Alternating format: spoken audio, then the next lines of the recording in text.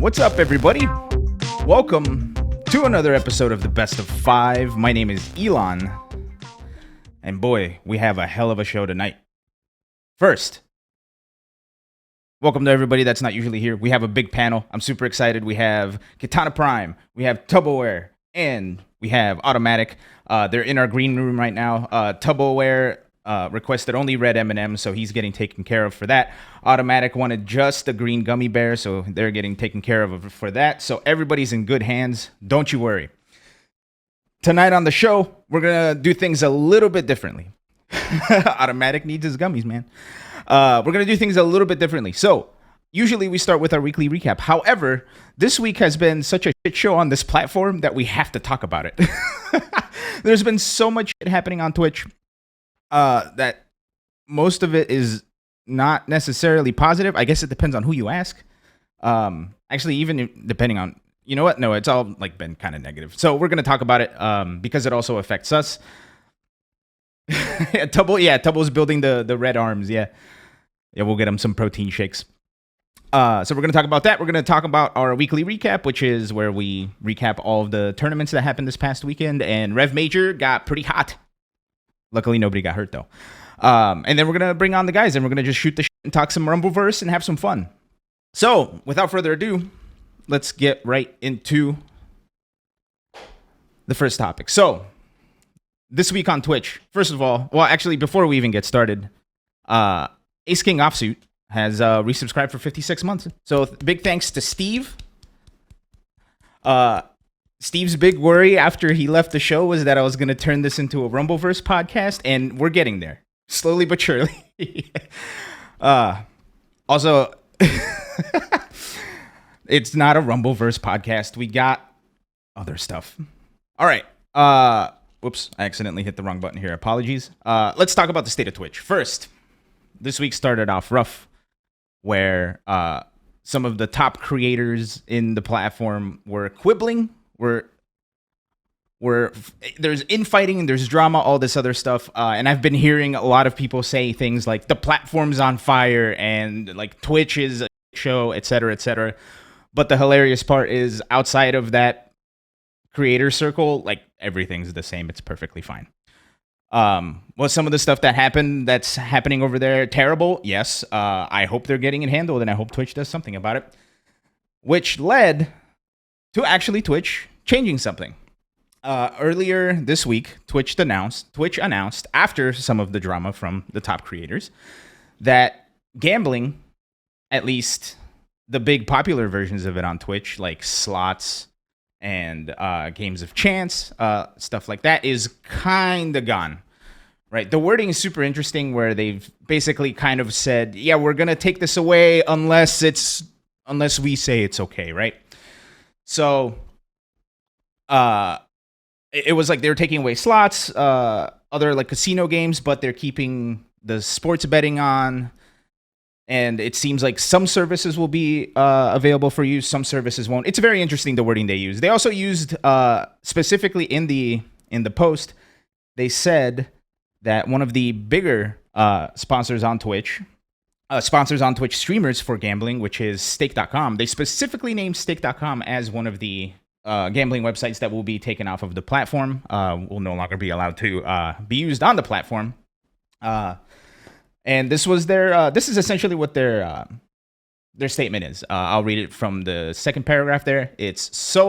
We'll be making a policy update on October 18th to prohibit streaming of gambling sites that include slots, roulettes, or dice games that aren't licensed either in the US or other jurisdictions that provide sufficient consumer protection. These sites will include stake.com, which is one of the bigger like sponsors for Twitch streamers today, rollbit.com, dualbits.com, and roulette.com. However, we may identify others as we move forward. And it goes on to talk about allowing focus on sports betting, fantasy sports, and poker, etc., etc. They're going to have more details soon, but that doesn't go live until October 18th. So, because of this, we have to enjoy gambling while we have it. So, we're going to gamble a little bit on stream. I hope that's okay with you guys. If you have a moral obligation to not gamble, then please just avert your eyes for 20 seconds. Here we go. There we go. All right. Okay, come on. Come on. Damn it. All right, hold on. Wait. Okay, here we go. Oh, man. What? Oh, bankruptcy. Just kidding. It's a video game. We're going again. Hold up. No. We can't go out down. There we go. We got the bars. We got 20. We got 20. Come on. Give me the jackpot, baby. Okay, that's 2 bars. That's 2 bars. No. We're still going. We're still going. Okay. Oh, that was pretty close. We almost got it. We almost got it. Here we go. Tails. Okay, well, look. We're up. We're up, all right? It's not an addiction. I can stop whenever I want. We're up. Oh, jackpot. Oh! Oh! Oh! All right, we'll just get one more and I'll get out of here. Here we go. Oh.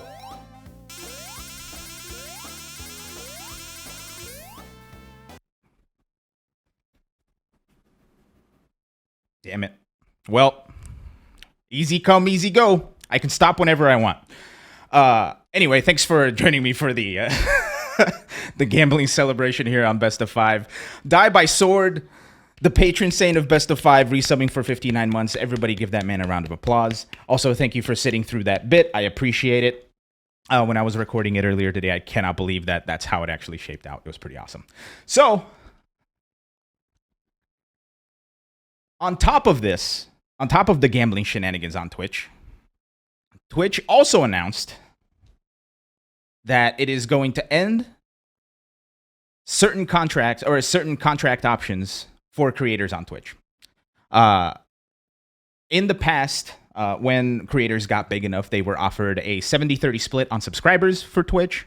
The newer creators, we are in the newer creator category, are taking 50-50 splits on subs. So they announced they're doing away with the 70-30 split, and their reasoning for it is because it costs a lot of money to host live video for everybody, which is a fair point, right? It is very expensive to have a ton of streams, right? There's millions and millions of streams happening at any moment. So hosting all of those and having it be high quality and all that stuff is expensive. However, we're forgetting the one part where Twitch got bought out by Amazon, who provides the Amazon Web Services and Amazon Video Services, which is hosting this platform. So the entire purpose of that acquisition was to make this hosting stuff cheaper. So the fact that they're citing that they're taking more away from creators for the company because it's too expensive to host video when they have the cheaper option is very interesting to me, right? It feels kind of weird. On top of that, they also started pushing ads even harder, right? So man, I have a lot of issues with how that's been handled. Not only are they taking more from creators, which are the people that are holding up this platform at this point, they're also really pushing the ads on the platform, which is a very suboptimal experience for streaming, right? Luckily, we don't have ads. We will start having ads next month. It's the contracts work like it's like you play an X amount of minutes per hour of stream, and you have to stream X amount of hours.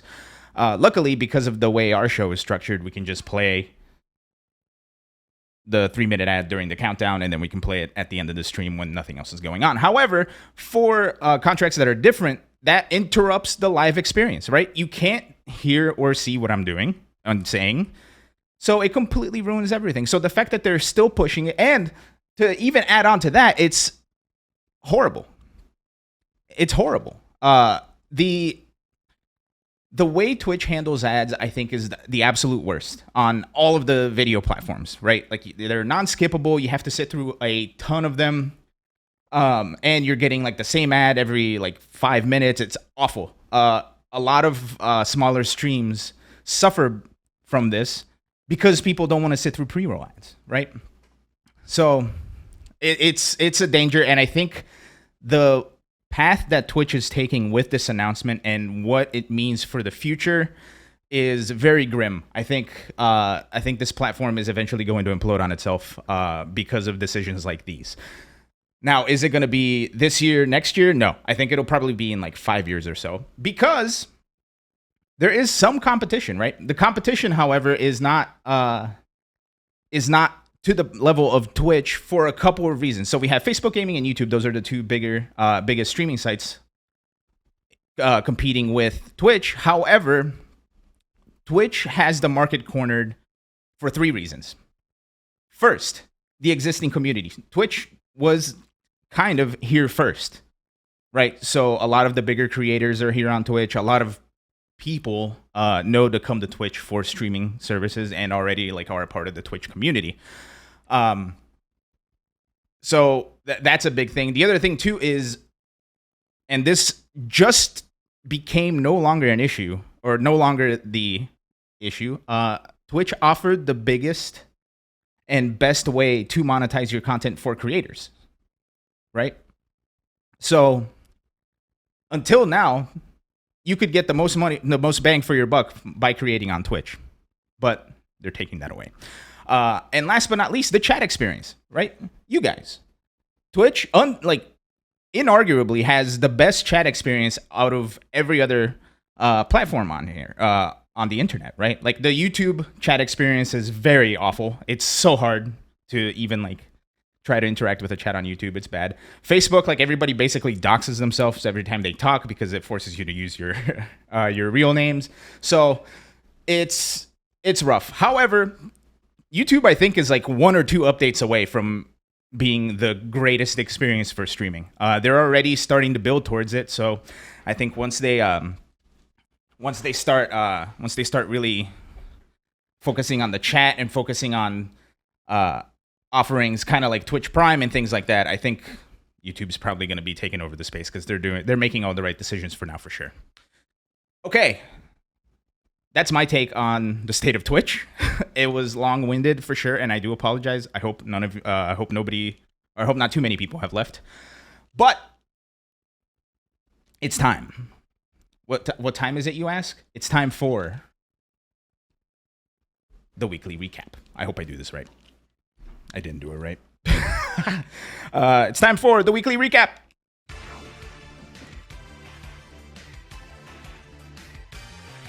All right.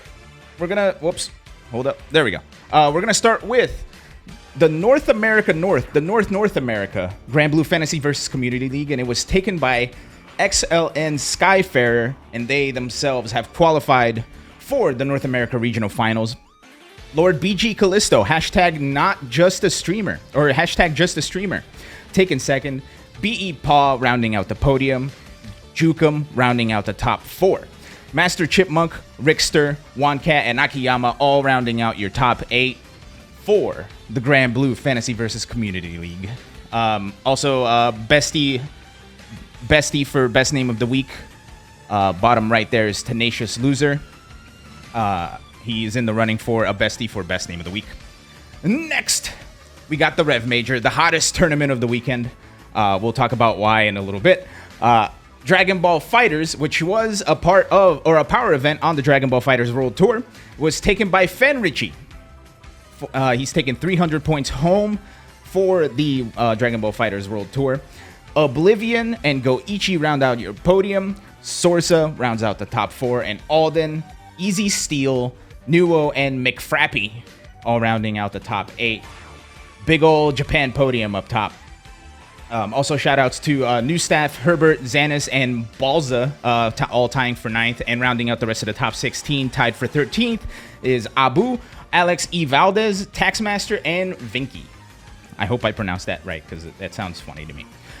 Next, still at Rev Major, we had the DNF Duel. This was an Arc Revo World Tour qualifier, and Yu Song Cha, I hope I pronounced their name right, I'm so sorry, from Korea, qualifies for the Arc Tour World Finals over Kikyo-chan from Japan, and Hishao rounding out the podium. Jiro rounding out your top 4, and Seo Alden, Zage, and VGD rounding out your top 8 for DNF Duel. There's a lot from Rev Major. Guilty Gear Strive, the other half of the Arc Revo World Tour, was taken by Japan's Gobo, who qualifies for the Arc Revo World Tour finals, taking it over fellow teammate and fellow paisan Jiro. Pochi the Dog from Singapore, clinching the big podium spot. And that dog, also from Japan, rounding out your top 4. That dog also runner-up for Bestie of the Week for funniest name. Churara, CO, once again showing up at top 8. CO's killing it. Psychrosis and Zage also showing up again. All rounding out your top 8. Tying for 9th, we got Alden. Lord Book. Lord Book had himself a hell of a weekend. We're going to talk about him later. Wani and Kedako all tying for 9th. And rounding out the rest of the top 16, tied for 13th is Nas, Adukin, Bruise, and Arturesu. I'm bad at pronouncing. I'm sorry. Oops, there we go. Last, but absolutely not least, we had Tekken 7, the big master event in the Philippines for the Tekken World Tour. Taken by an incredible set, a run back from the 2018 Tekken World Tour Finals with a very different result this time around. John Ding fighting all the way out of losers, going through a hell of a gauntlet from top 8, taking first place and those 400 yummy points over Rangchu for a big old Korean top 2. Teef Butt with a hell of a showing. Unfortunately, couldn't clinch it out at the end. However, they fought their ass off. So big ups to both Atif Butt and Kasim Mir for really showing like Pakistan's got it for Tekken, and they'll be back and better than ever in the near future. Rounding out your top 8, we got Dodo Ring, Book once again, Ulsan, and AK. And man, that was a hell of a top 8 if you guys didn't catch it. Tied for 9th, we got hella names here in the top 16. We got JDCR, Jules, Gen, and Chanel, which all of them could have been in a big top 8 and still would have been amazingly hype. And tied for 13th, we got Kakoma, Adrian, RGN, and Infested. Now, let's take a look at the rest of the events over at Rev Major. Super Smash Bros. Ultimate was won by Aladar. Lord Book himself, third top 8 from what we've covered here. Or third top 16, I'm sorry, from what we covered here. Winning Street Fighter V, so they're on a big tear on all these tournaments. The Tagayaga winning Marvel 2, King of Fighters 15 taken by Score. Type Lumina, Goichi back on the top of the anime list. Soul Calibur 6 was taken by Oreos, Grand Blue by Score, and last but not least, Mortal Kombat. I mean, scene, there's your one. Mortal Kombat 11 Ultimate taken by Knuckles. And last but not least, on our recap, we got the Smash Ultimate Summit number 5, taken by Proto Bonum from Japan. The Moist crew rounding out your top 3 with Light and Cola. Big ol' showing. And Acola, Riddles, Gluttony, Spargo, and Tweak. Man, that's a hell of a stacked top 8 here for Smash Ultimate Summit number 5. Tied for 9th is the Buzz. Ouch. Anthena and MK Leo.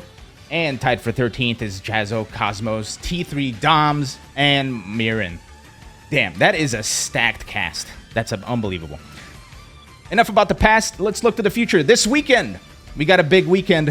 Whew, next week's recap's going to be crazy. CEO Taku.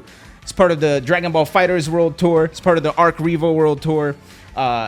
They're showcasing JoJo's Bizarre Adventure, the fighting game. I forget what the actual name of the game is. I apologize. But it's going to be a big weekend, so please tune into CEO Gaming, Tampa Never Sleeps, Data FGC, and Funky P for all your CEO Taku 2022 needs. Glitch Regen, a Smash World Tour Gold event for Smash Brothers Tournament, being streamed at VG Bootcamp this weekend as well. Capcom Pro Tour Nordic, the big old North, the true North, is going down this Sunday, or this Saturday and Sunday, I apologize. Celtic Throwdown, back on the scene after a rough couple years. Super happy to see them back. They're a Tekken World Tour Dojo Prime event, so please go check them out for that good European FGC shenanigans. Last but not least, we got 2 Grand Blue Fantasy vs. Community League tournaments, one in Oceania and one in South Korea, being played on Saturday and Sunday, respectively. And ladies and gentlemen, that is your weekly recap.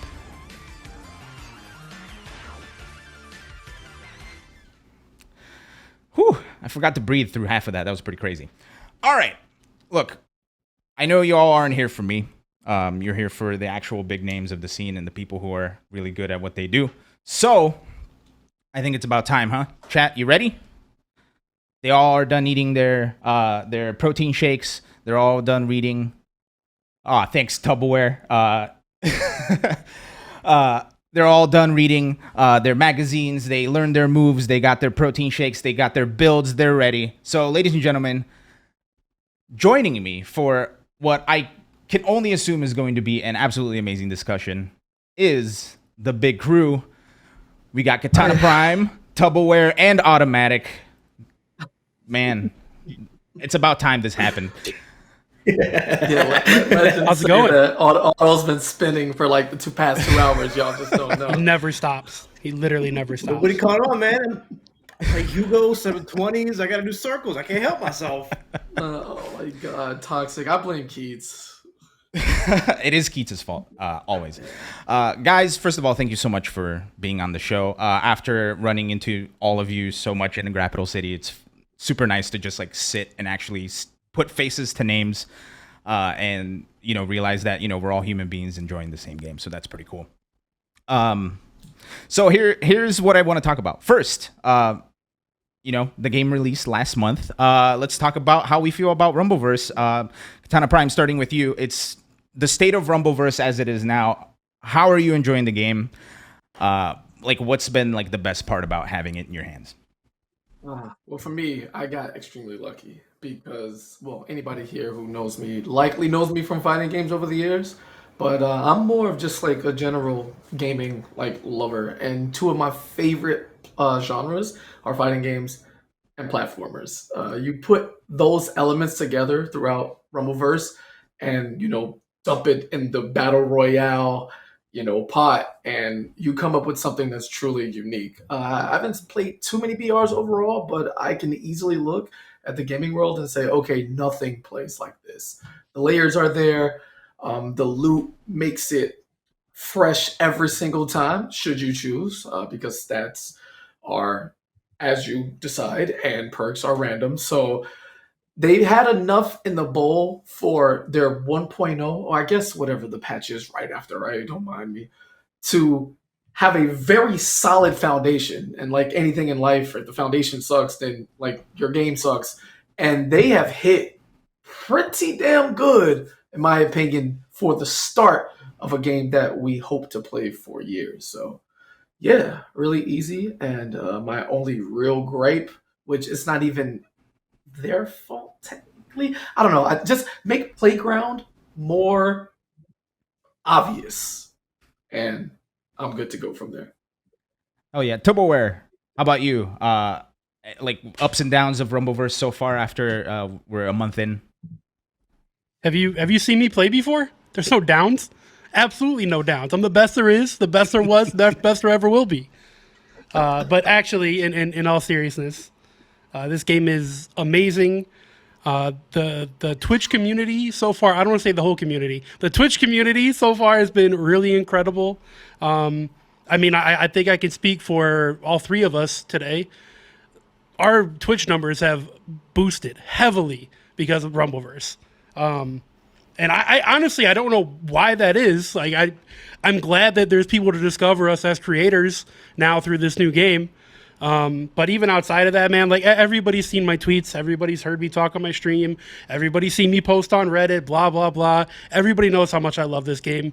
It's been out for a month and it's already easily top 2 favorite game of all time. Like, I don't know if anything could ever take Ultimate Marvel's place, but fuck, if something can, this is it. Hell yeah. Lord Jibbo, Automattock. For whatever reason, our schedules line up so well, so I run into Automattock the most. But I'm sure like all of you have like hit me and murdered my scrubby ass multiple times at this point. I'm sorry. Please take off the mushroom hat. Just take it off, please. We all know it's you. Whenever I see Best of 5 on the streets of Capital City, it's like straight up Karate Kid, Cobra Kai. He goes like this, like he's just straight up blocking. He's looking for the vicious. I know you're solid, man. You beat me that one time. And you're like, I got lucky. No, you outplayed me. Take full credit. Okay, if you say so, I'm not gonna argue. But how about you, Automattock? Like, what are your feelings on the game so far? About a month in. Oh my gosh, I don't even know. I'm sitting here thinking. I'm listening to KP and Tubbo about all the positive things that they have, and I can't pick what thing I like. There's so many different things that are great about this game. Not to mention just like streaming it. This has been the best game I've ever played for streaming purposes. Not just Hell like the yeah. game is great itself, but as a streaming game, it's always good. There's always something stupid, awesome, hilarious. Something dumb is gonna happen, and no matter what, people are gonna watch it and feel entertained by it. Because either Content, baby. how do I deal with it? How do I deal with getting my my teeth kicked in? How do I deal with winning? How do I deal with somebody in the chat who's like upset at me? Like today, I actually cursed somebody out. But it's all good fun, It's been an amazing experience. Like, gameplay outside. It's been so many good things that I can just do my job basically. So it's like perfect for me. Hell yeah.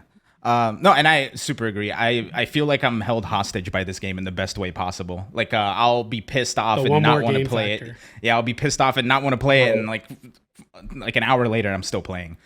However, there have been some interesting consequences of streaming, and Katana Prime, I'm coming to you for this. There was a big issue with stream sniping.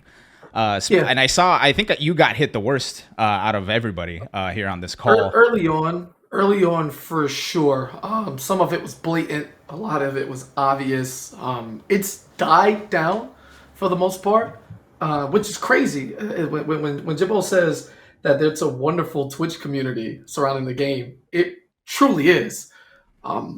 Usually when people kill me or I kill them, like I'm getting a pretty even ratio of like GG shake my hand, even after like I win, which is crazy. Usually we're just waiting for, the hey man, GG's, that was me, even though I might have killed this person 10 games before, you know how it goes. But early on, those first 2 weeks, man, I'd say the most we were definitely getting hit. Me, a couple of the homies are realistic, Psykin, just anybody who was streaming and have relatively high numbers somewhere near the top of the list. You open the Twitch directory, bam, you can find it right there. Pick a name. I have the first, I guess, 5 channels. And I just took a step back and I had a conversation with Keats one day, and you just realize it's just part of the culture, right? It comes with it. Whatever the game is, when it's fresh, when it's new, when it has eyes on it, there are going to be people who just want to be seen.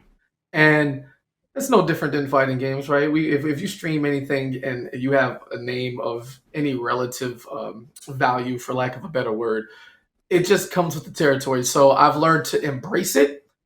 And now the majority of the people who have like been on some sniping-ish, we could just sniff them out, in the chat because they use their real names for whatever reason. And some people who may have felt like it was a sniping thing, it feels less like it now. Like you still come across them, and then you get to a point where it's like, hey, this lobby's just full of really good players, and we kind of all recognize each other's names at this point. So it's been pretty smooth sailing, but every now and then you'll get the weirdo who wants to just taunt with you, like, I don't know you, bro. The giving you chicken and third to help you sometimes. Like, nah, all right? The only person who can get away with stuff like that is Woogans the GOAT, and if you're not Woogans, I don't want to see it, all right? So it was bad, but it's died down for me in the past 2 weeks. Yeah, it was super interesting because when I saw it happening to you, I kind of like had a really big flashback to when I watched a lot of Warzone streamers, and there was like an almost like arms race with like stream snipers who were helping the big streamers and stream snipers who were like actively like trying to ruin their game. Automattock, have you been running into any big problems with people just trying to snipe you and like screen peeking, as it were?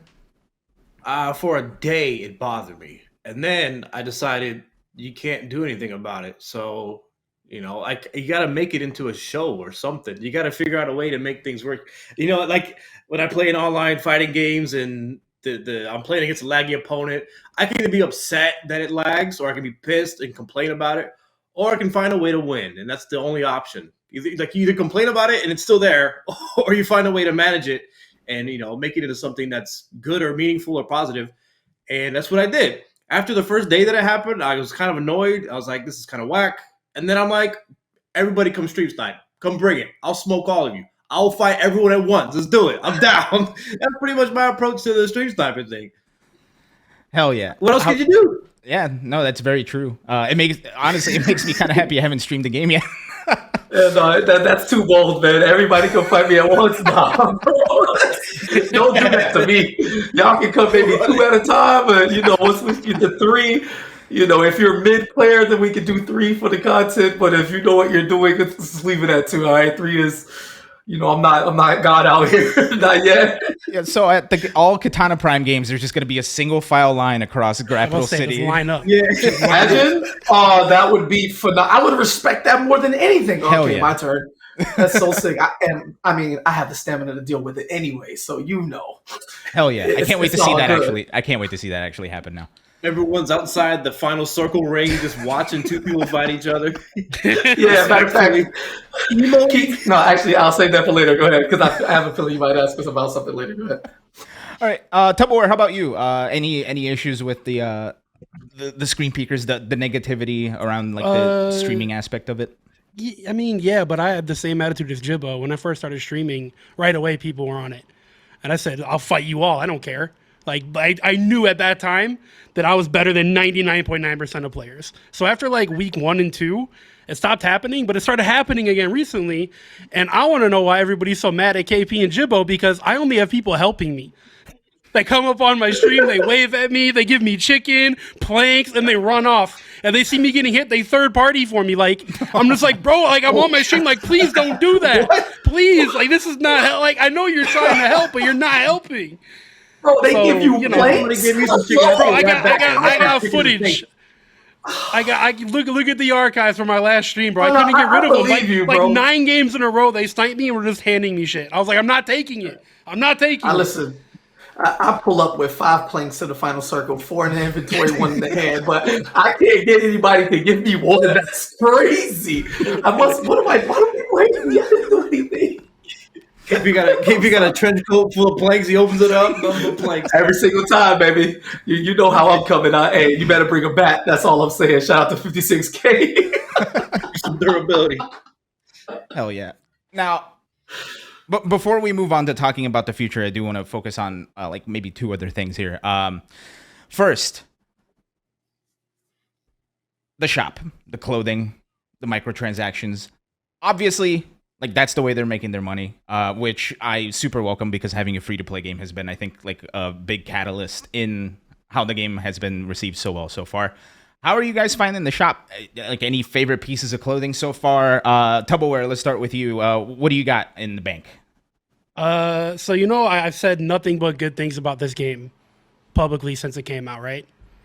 And I do have some stuff that I've bought in the store. I have the battle pass. I've probably spent $120 or so just on random items, for my character.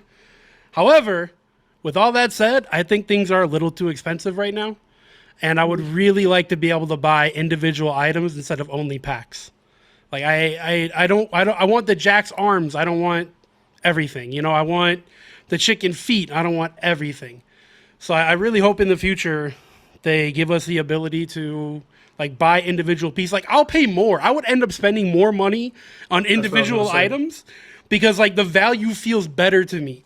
I'm not going to spend $20 on a pair of digital shoes, but I'll spend $7, and I'm going to go get the digital gloves and the digital shirt and the hat and all the shit that matches.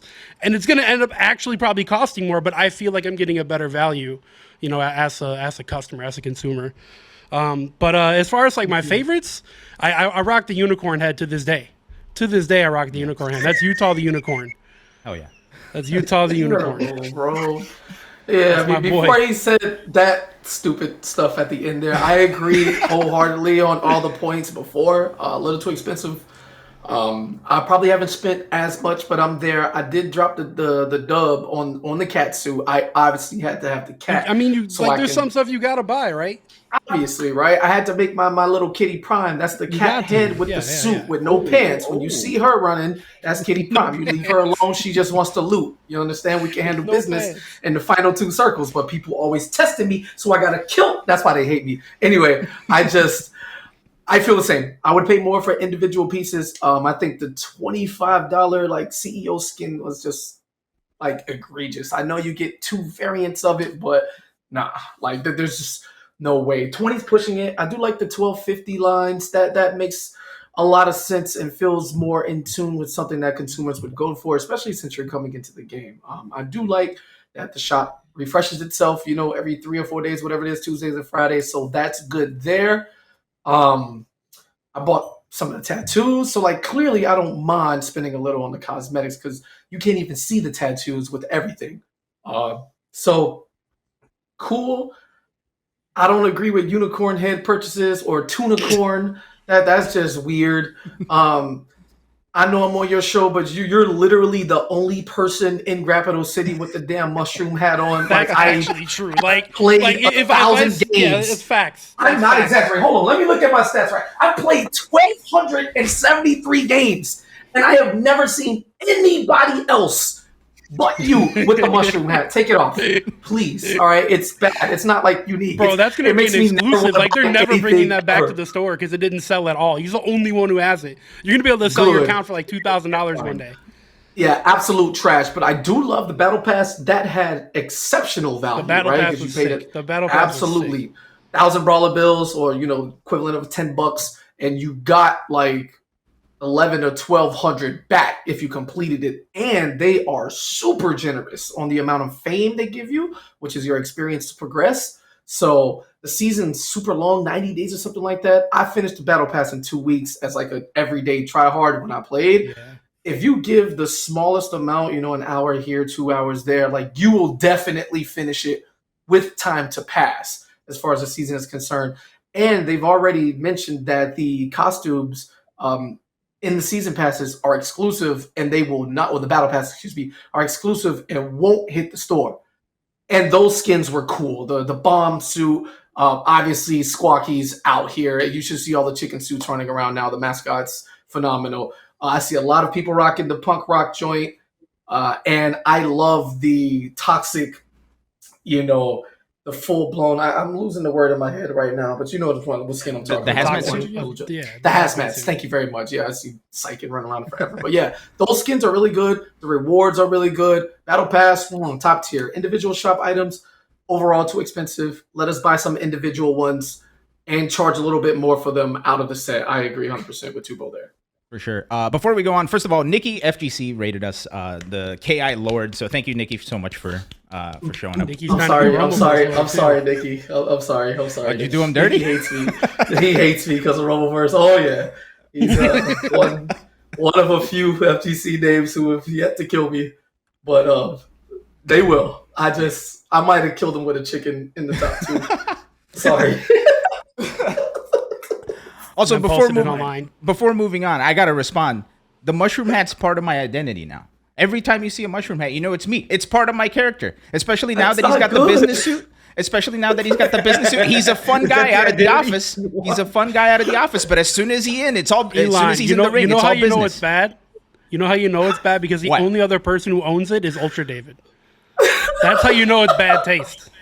Oh my god! I have not run into David in Capital City yet. Not I don't even think I have once. That's because he doesn't use his name. You'll never know. Okay, good. He's good, no good, longer good, good, unique, good. man. He made look like he's crestfallen about not being the only person with it. am. Oh, shit. It's so bad. Like when I'm killing you and I say, "Wait a minute, mushroom hat, don't tell me." Please, no, man. Come on, bro. We can go loot. We can leave. But no, you love your fashion. I'm not mad at it. Don't worry. I have my default skin too with the beta vest, and I have to wear that occasionally because once you put that on, you become a target. So I think the mushroom hat has the same effect, just for like worse reasons. I'll take it. I paid money for it. I gotta wear it now. Absolutely. Get your money's worth, dog. Yeah. Automattock, how about you? Any thoughts on the money spending side of Rumbleverse? Okay. There's a lot of free to play games, mobile games. If I like them enough, I want to put money because I feel like I owe it. Like I had a good time with it, so let me put some money into it. So I bought the Founders Pack, the Unicorn, whatever. I just bought a $50 thing for coins, and I've only bought really the Battle Pass. Whenever I see the something that I might be interested in, like a pack, it's much like Tuboware, what he mentioned. The CEO one looked pretty cool because it's kind of on brand. It's like, you look like you're in the lab, you're doing some science and whatever. So I'm like, oh, cool. And then I'm like, $25? I ain't gonna put 25 for that. I can't do that. So I'm just, cosmetics aren't really my thing in the first place. Like in Third Strike, I pick every character with heavy punch because I don't feel like sorting through the colors and making a choice, and then I'm associated with the, you know what I'm saying? So cosmetics aren't really my thing, but at the same time, I agree with Tuboware because $25 is a little bit of a stretch for me. Bro, that's like Uber Eats dinner. Yeah, 100%. But like much like you all said, I think the offerings in the Battle Pass kind of helped keep my spirits high as far as like spending money on it, right? Because they were so good. Very well done. Dude, like I can't tell you, like before I saw the suit in the store, I wore that the chef outfit with the mushroom hat. It was great. It was the mushroom chef. It was great. Now, okay. Before we go on to talking about the future, I'm just super curious now that we have some of the bigger names here. Favorite build, Katana Prime. We'll start with you. If like you had the option, if it was all laid out like the Matrix gun rack, it's nothing to think about. 505. I'm rather known for. I'm not anti-core or health pods. I just don't use them. I love stamina, and I really enjoy being able to do whatever I want to do more than almost anybody on the field. And I feel like you must have damage because the game's perk systems are built around doing damage, so it's required. So if I just don't get hit by random super, which sometimes I do enough because either I thought something was going to hit somebody else, I got baited, or I just got third-partied and hit into a wall, like I died, cool. But I really feel like if I just don't get hit or I don't get opened up for super, I could win. And a lot of my wins come from it. It's just 505 is my happy spot. I can hurt people with my specials, and if I need to run, I can run. And our personal favorite on the stream, if somebody tries to run from me, nah. I'm coming. Nah. So every time I watch KP, nah, you ain't got no stamina. You can't get away from me. Where you going? It's stamina break everybody? Like, no, come here. We end this now. Could you stop Come moving? hither. Oh yeah. How about moves? You got a couple favorites? Yeah, absolutely. Obviously, there's not a more satisfying move in the history of Rumbleverse now and future than Atomic Punchline. While it's not my favorite move outright, hitting somebody with that and knowing the damage it causes to them internally and psychologically, it can't be matched. And then on the vicious side, although I am part of the game that will 100% agree that Diamond Crusher is better, Javelin Tackle also is the most demoralizing move, even more so than the Atomic Punchline, because you remove people from the equation and the scaling from how far it falls or goes. Like, come on, bro. You ever javelin somebody for 900? You know what that feels like? And then you get the elbow to kill them because they have like 67 health to stop. The Atomic Punchline, Javelin, 5-0. This is why people hate me. I'm starting to get it now. You're opening up, this is like a therapy session, and all of the pieces are coming together. But yeah, I'm like a bad decision away from putting on a demon skin and just going all the way in. Other than that, Punchline, Javelin, those are the best. But Skyrocket's my favorite move, so if I can slide that in there somewhere, Skyrocket and like a Izuna Drop or Diamond Crusher, I have to give you like 2 sets right there. Oh yeah. Automattock, how about you? Favorite build? My favorite build is whatever I get, and thinking about stuff and trying to get it. I love every fighting game that I play. I like to do some different, character difference, whatever loadout. And I can play it like I can play whatever I'm playing, the vanilla sort of cookie cutter kind of way, and I can find success with that. But I get bored pretty easily if I do it. But as far as like loadout for core, I think a minimum of 2 health pods is a really good idea because a 5 attack pod super does 1152. So if you get 2 core pods, you'll be at 1200 and you can survive a raw super. So I think minimum 2 green is what I would ideally every time I'd like to get at least 2 green. But 5 I like even better. But it really just depends on what I get for my perks. If I get sadistic, then I want to go really high health. If I get anything else, I want to go really high health. I think health is the most viable stat. Recently, I've been wanting to do a lot of stamina breaks with Sumo Slap and Choke Slam because nobody's really running. You see a bunch of stamina pods laying everywhere. Nobody's got stamina. So you just hit him with Sumo Slap, you Choke Slam them, elbow OTG. They got no stamina. They can't run away. They might be able to do like one more move before they get stamina broken or winded. I think stamina break builds right now are anti-meta. So I've been trying to run those quite a bit. And I will say that Skyrocket is incredibly underrated, and I think it's very scrubby. I think it is a dishonorable move. It is so cheap. You cannot account for the sky at all times. If there are people fighting below you, you're going to get at least 1,000 damage from it because you just elbow drop them.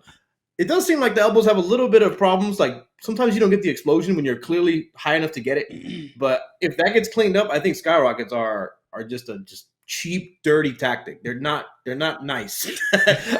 I've been running them just to I get them. It's funny, I'll do it. They're super cheap. They're super cheap. Oh man, Keats in the chat's asking, did this man just call it scrubby and then call it dishonorable? Buff skyrocket, bro. Buff skyrocket. In the most kind-hearted and loving ways. They are scrubby and very, very dishonorable.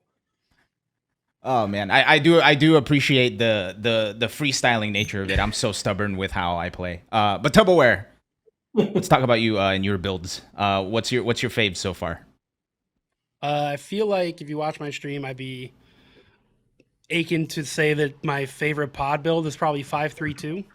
I want a little bit of everything. I don't need a ton of stamina the way I play if I'm getting something that fits a 5-3-2 build. I'm a lot like Automattock. I will adjust based on what moves I have, what moves I'm trying to get at least, what moves or what perks I have. If I have sadistic, I'm gonna play a lot differently than if I have some like meditation.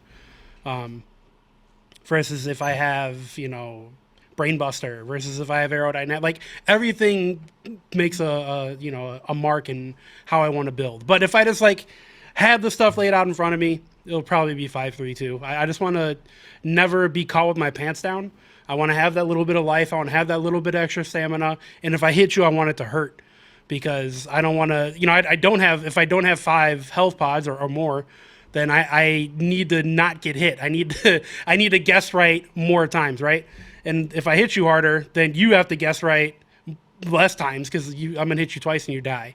So I just feel like that's a easy way to go about it. But yeah, like my normal build is like a 5-3-2 probably. Oh yeah, how about moves? Can I mention one more thing? Oh, go for it. Cosmo Shot's the best all-around strike skill. Hands down. I think that's the easiest degree for free. Especially with the extra damage you're taking, just as a bonus when they hit a low wall and just fall and hit the ground. Oh, sick. Yeah, they need it. Yep. Yeah, Cosmo's easily the best strike. Pretty good. Yeah, for sure. It's pretty good. Ring out timer. It might be the best move in the game. Damage. Nobody even complains about it too. So it's you're honorable. You're respectable to use Cosmo Shot. Yeah, of course.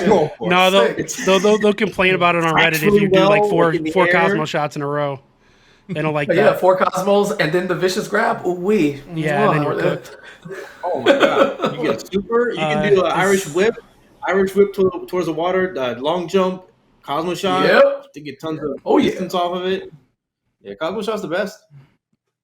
So I feel very surprised that nobody's talking about the uppercut, right? Especially with how used the weapons are, right? Like that's the one answer to weapons. I have strong feelings on uppercut. Okay. I think it's simultaneously the best move and the worst move in the game. At the same exact time, it is absolutely the best move you can pick up and the worst move you can pick up. Because if you whiff, like an uppercut. Yeah, like an uppercut. Yeah, and if you whiff, you're cooked. I mean, hey, I mean, a lot of people in here are probably fighting game players, but the greater Rumbleverse community are not fighting game players. They don't know the concept of whiffing an uppercut. But I guess my actual favorite move is became Omega Cyclone. Omega Cyclone is so really good. strong. It's so good. Like, I like moves that make me not have to be skillful, right? And Omega Cyclone, I can catch people dodging like 95%, 97% of the time. Whereas other moves, I actually have to like try to time it and catch their dodge whiff, right?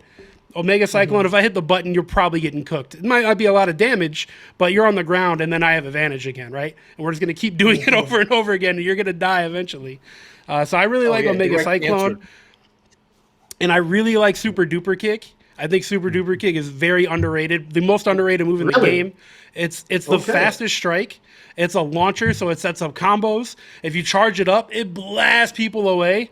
And you get a charge from a charge chop. You charge chop into charge Super Duper Kick, people are flying. And it does 5 hits, I believe. So it's also good with Sadistic. So I think it's pretty underrated right now. But also, I'm hoping that because it is underrated, it gets buffed in the future here. The classic, baby. The classic. You love to see it. Give me. I love the Super Kick. Listen, Skyrocket, it's right there. Just go ahead and do the right thing, Keats. It's time to buff it. And also, Tubo, I was watching a Jimbo stream, as we watch many of them. Can I interest you in Skyrocket and Omega Cyclone? You might have to drink some stamina pods, but the proof is in Jimbo's stream. I mean, it's there. I was actually going to say another great thing about Cyclone is it eliminates Skyrocket. What are you going to do? What are you going to do? If you're falling above me, I hit Cyclone and you're anti-aired. Yeah, it's good for elbows too. When you back up with the rocket, I'll go back in the air once you do it. I just go back. Well, yeah, but I'm just going to be on the ground and I'm going to wait for you. I can anti-air that too. Then it's whoever has the most stamina pods at that point. Yeah. Whoever gets impatient first. Yeah, for sure. Okay. Don't know if you can block after you skyrocket.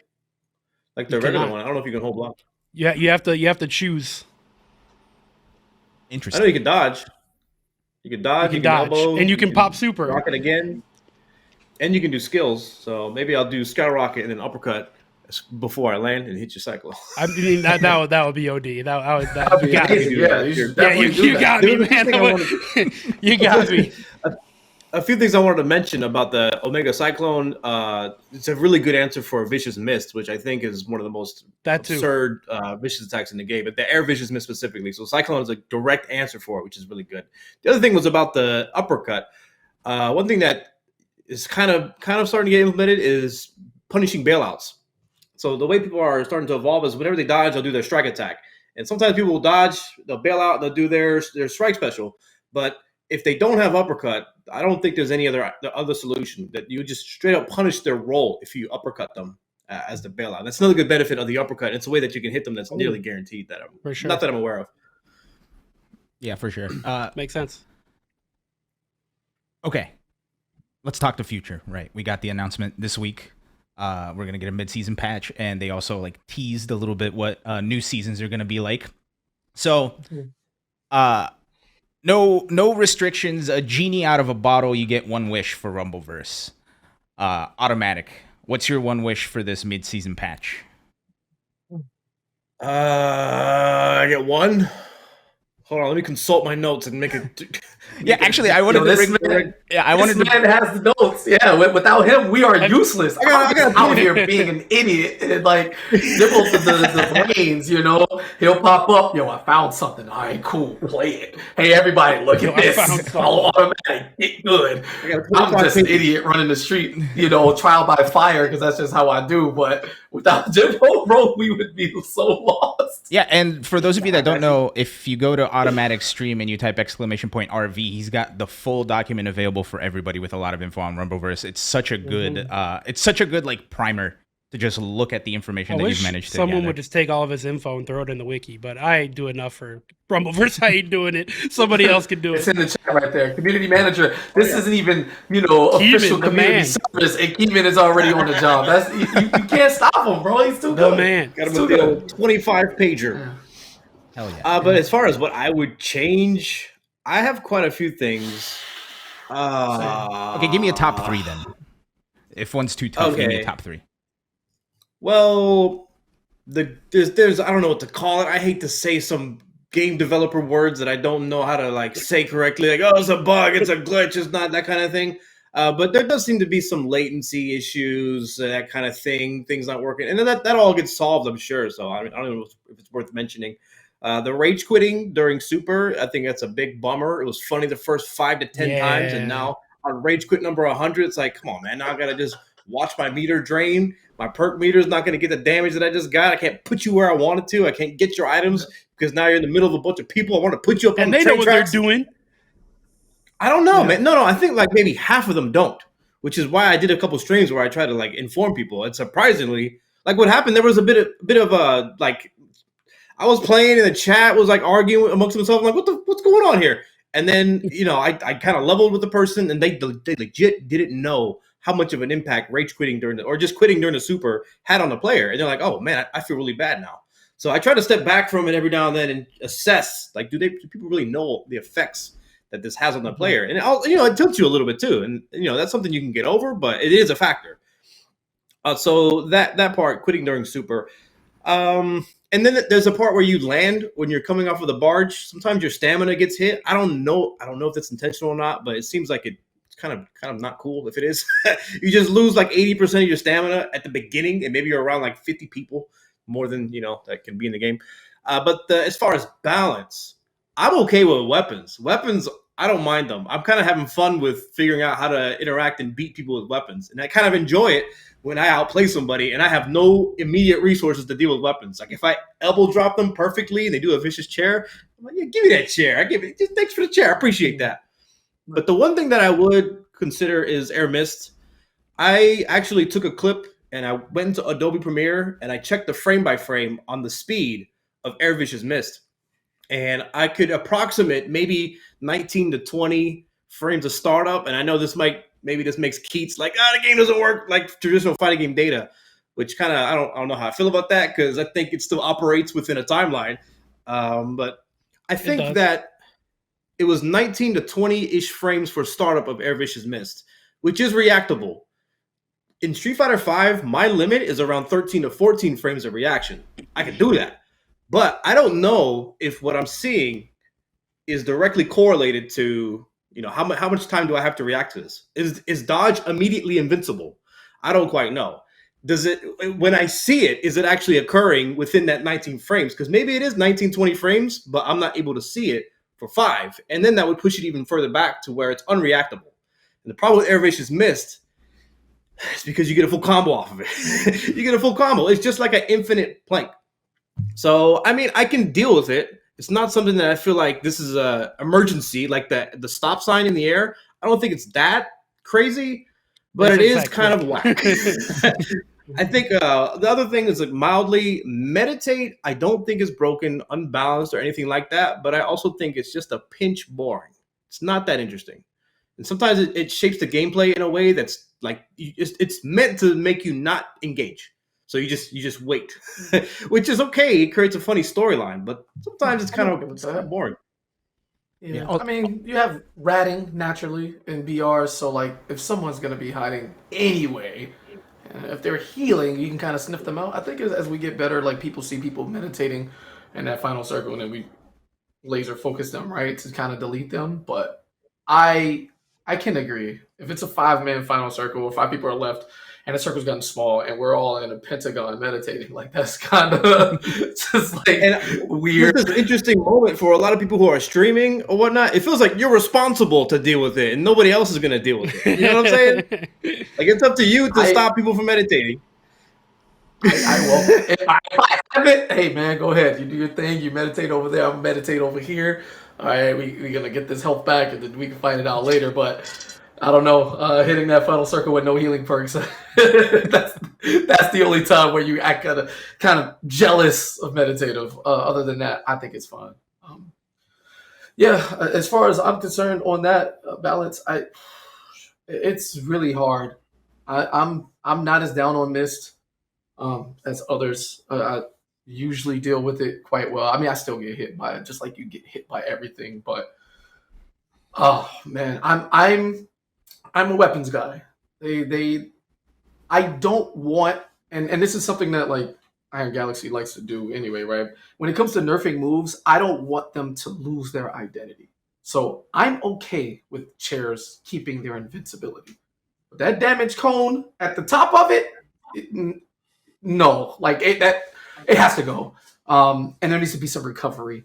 Plank, obviously, like bro, Plank Vicious is just it's just too much, man. It's just too much. I don't know what the solution is there. Well, besides recovery, it definitely needs that too. But weapons just need some like toning. Bats are fine, but like lawn chairs is basically Plank, but better. Actually, no, because you can't pocket it. What if you could? You can't pocket that. Actually, no, that's a terrible idea. And if I had a wish list, I would, me personally, KP only specifically, let me get a perk. I don't know what to call it. Let me get 15 seconds out the ring instead of 10. All right, let me get 15 on the out of ring god. I like to play very risky and very dangerously, but I would think that's some really good heal tactics if I could just get a 1.5 times boost of my outer ring shenanigans. I think that would be nice and not game breaking. If I need to run out of what 15 is so much. 15 is like maybe 13. 15 is so much. Maybe 1.5. All right, 15, but it regenerates slower. All right, whatever. Sure. This is my wish. Leave me alone. This is my wish. I'm gonna take my 15 seconds and run from one POI to the next and still make it back in time. All right. Leave me alone. Fair enough. But is it a 1 Mississippi, 2 Mississippi we're talking, or is it a Rumbleverse counter? Because those aren't 1 second. Those not a 1-to-1. Hey, listen, bro, if Skip says it's 15, it's 15, man. I'm not arguing with the Skip count. I make it in argue with Skip. I make it in with the ref on the screen almost every day. Yeah, don't argue with the ref. Just, hey, I made it. It'll be fine, right? Just call it like, damn, you can't call it superstar, but I don't know what you would call it. But obviously, heels, they do things like that. We just get out the ring, and this is why everybody hates me.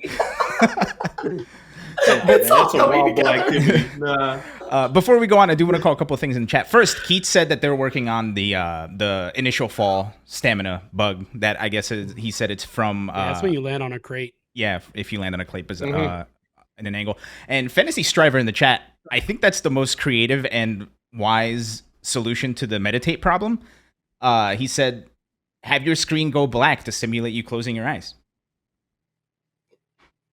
Well, hold on. Sounds like if we do that, if we do that, then let my idea come to fruition. I don't know about the legal anythings, but we talk about having skins for certain moves, right? So some people think, hey, if you drop the elbow, right, turn that into like a frog splash or like a moonsault. These type of ideas would be cool, right? Well, if we can make the screen black, you can make the super animation a raging demon. And the go into can be the Akuma teleport thing. And when you get grabbed out, your screen goes black. And when you come back, you're just on the ground. Like the money is there. It's so free. It's so free. Come on, this is the greatest idea. When you think about like theme music, what if you could have theme music whenever your super goes off, like the Kurt Angle theme? You got shoot him in the air, bro. That's in CS:GO. Like that's not even like a new concept. They could totally do that. I'm just saying, bro. Turn the lights off. Have like a Satsui logo for like Rumbleverse though. Like Skip Legerday, there's an evil version of him out there somewhere, and he terrorizes Graphical City. Bro, this is your first event for season 2, all right? And he just starts destroying things and is raging demons. We can save this for later, but I have some lore theories on this game that I think are legit. Now, we'll talk about it later. Because I want to talk about my number one wish in this game that I know will never come true because Adam is a fucking troll and gets his rocks off by laughing at people failing miserably. I want the bumpers on the corners gone. There's no purpose for them. They do nothing but ruin combos. You bump into them, you get bounced out of the damn... What? The only reason they're there is to make people mad. Like, that's it. Keats is like, this will piss people off. I'm putting it in the game. He went to the coders and like, code motherfuckers bouncing off these things. Let's do it. And they were like, all right, man. Mixed martial art combos are terrible. I hate it, man. I Irish whipped somebody to the bumper one time. They bumped up and like died. And I don't know how to recreate it or why it happened. But like Chad and I were just like, okay, and we left because I don't want to be in there anymore. So yeah, bumpers, they're out here. Man, it literally happened to me today where I had like 3 seconds out of the ring and I hit a bumper and I died because of it. Oh man, like the salt was just too much. Yeah, imagine if you had an extra 5 seconds from a perk outside the ring. You know, it would be okay to compensate for the bumper. See, it makes sense. You are pushing this so hard. I knew I was right. Just it's fine. Oh man. Okay. Mid-season patch. So we got our wish list items in. Now, what do we think is actually going to happen? Right? They mentioned. Let's see. Where is my list? They mentioned we got some new items. New ways to flex emotes, and they're adding back some pre-launch favorites. Tuboware, I have a feeling you know what that is, right? I don't know anything that you guys don't know, but I have a strong feeling they're giving us Purple Azuna drop back. Hell yeah. I need that Purple Azuna drop in my life. Azuna drop is actually my favorite move in the game, but Same. I can't. I want to say that it was like Great Azuna. It was purple. And they didn't have a green one before, and that's what I think. I don't remember, man. This is forever ago at this point. Yeah, it wasn't like I love Azuna drops, man. They're just the coolest move in like fighting games. Period. I think. Agreed. So I want to be able to use it more. I think they're gonna buff it, even though it's pretty good as it is because it's so fast. I think they're gonna buff it. I think chairs are gonna take their invincibility away. I think planks stay the same, and I hope that we get those dumbbells, like the weightlifting bar and the pipe. Those are the weapons I want to see the most. Because I feel like they'll be different from all the other ones. I feel like maybe there might be some repeats in there. Like, I imagine the golf club is probably like a baseball bat, right? Yeah. Because, you know, like, I'm just going by the stuff that's on the top of the vending machines, too. Like, I don't...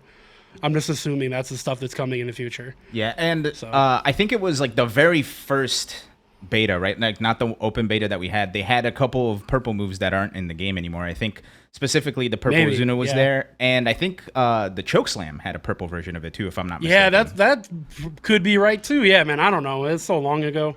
Yeah, but I hope they bring it all back. I like me some super Chokeslam too. I think the things that were directly mentioned will all get touched. The tackle family of moves. There's always a very good discussion, right, when it comes to balance.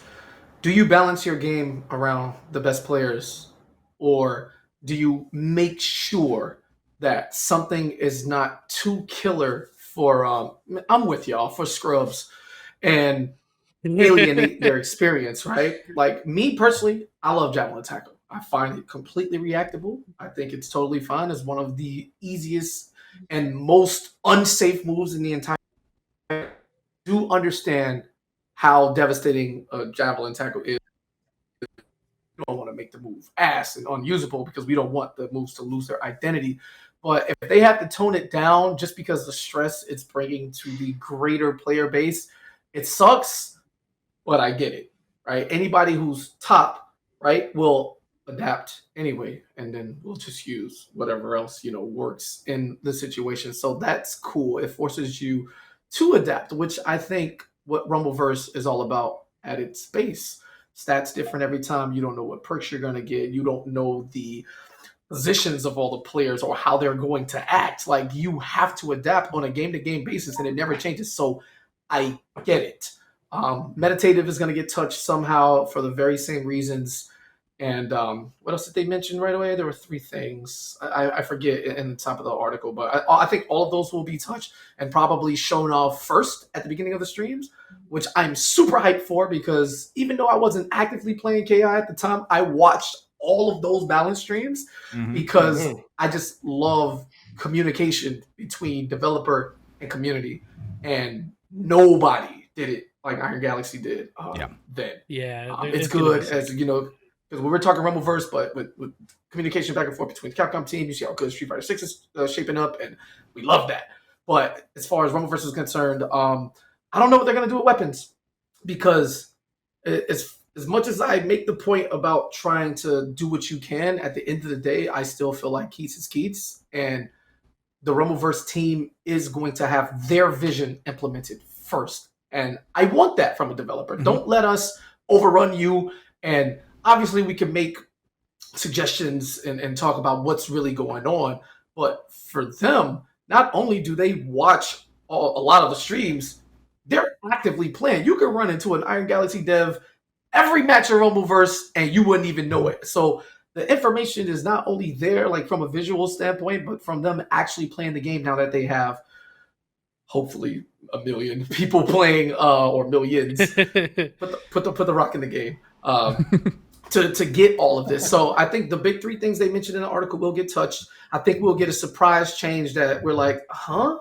Okay, sure. And we'll see how that pans out. And I think they fix a lot of the bugs like bad breaths, poison, not giving you damage towards your perks, which renders the move pretty useless now. Pretty divisive. Not even divisive. Definitive bottom one move in the game. What move?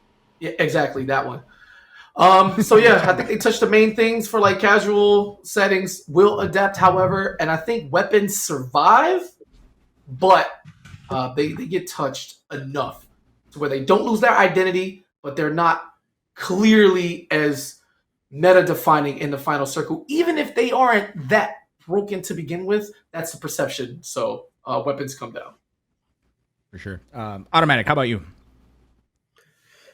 Remember in like middle school, high school, you had a crush on somebody, and maybe you would stare into their eyes, and you would just have little fantasies like, man, they can't do. I bet they have perfect hygiene. Their breath never stinks.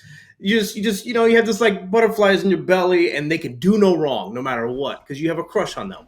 That's how I feel about Rumbleverse. No matter what they do, I think I'm still going to be a fan of the game, and I'm so impressed with the state of the game on release.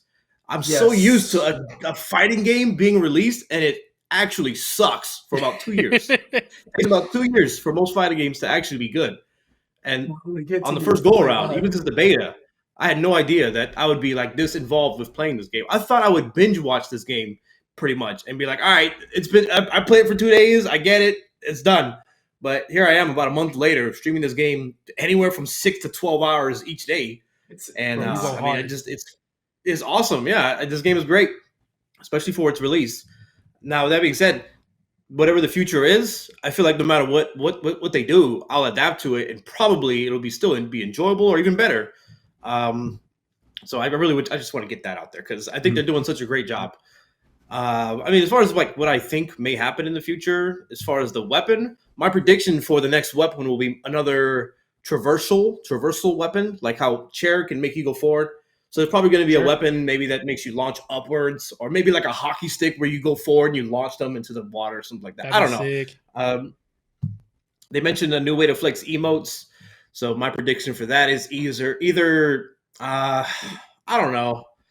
I think there maybe will be a perk associated with emoting, but that already seems powerful. I think emoting is also extremely underrated. I emote as much as I can, whether I'm running around waving, or I'm using a rocket to go on a surface and do the laugh or booyah or selfie emote for the +8.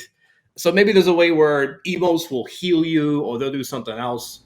Other than that, that's really much all I have to add. I did want to say that bad breath is cool. It clearly is one of the worst skills, but I think it's a nice concept to have a bad skill in the game. Just like, hear me out, man. Hear me out. You like this girl way too much, man. What? Go ahead. He likes this girl way too much. Go ahead. I'm letting him. Yeah. Go ahead. Man's in love. This is what the high school kids would call simping right now. Go ahead.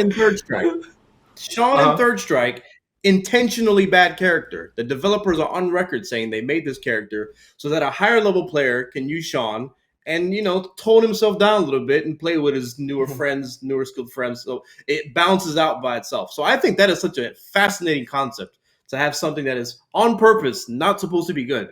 and then you get it. You open up a box. You don't have a strike skill. You're desperate for something.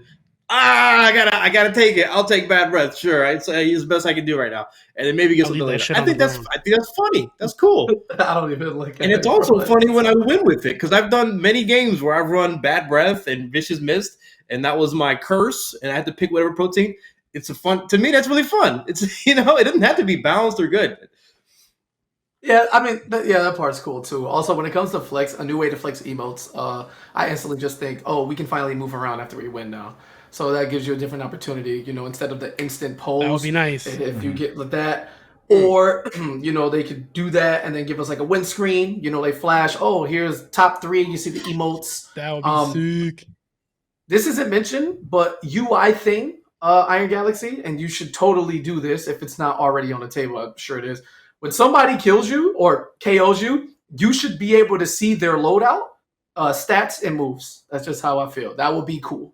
If somebody knocks me out and I see they had 8 greens, it's like, okay, I get it. 1900 health, bro. Sorry I didn't hit you 11 times instead of the 10 I did. It's fine. But I think that would be really cool just to see what people are building. And that would help like lesser players too. Like, oh man, this person, wait, what? Stamina. Okay, that's how they chase me down. I just think it's something very, very subtle, but I think that would be very cool if we could see their build.